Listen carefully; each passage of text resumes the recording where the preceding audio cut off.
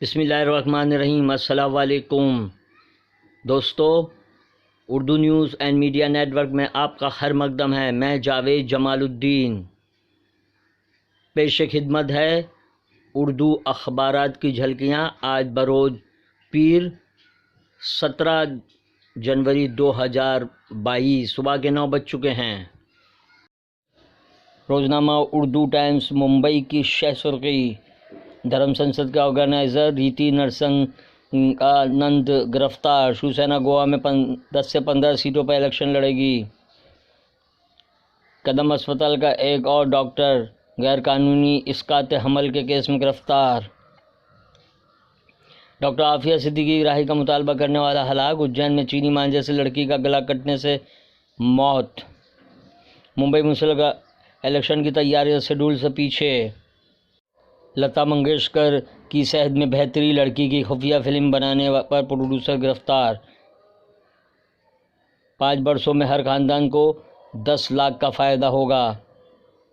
آل India مجلس المسلمین نے 9 امیدواروں کی پہلی فہرست جاری کی۔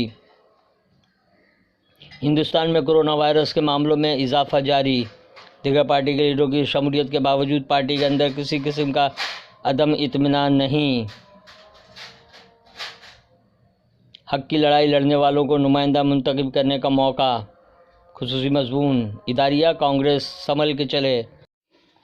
روزنامہ انقلاب ممبئی کی شہ سرخی: یو پی میں بی جے پی کو نئی پریشانی کا سامنا۔ کسان سرگرم بھارتیہ کسان یونین نے سماجوادی آر ایل ڈی اتحاد کی حمایت کا اعلان کیا۔ راکیش ٹکیت جمعہ کو لکھیم پور جائیں گے۔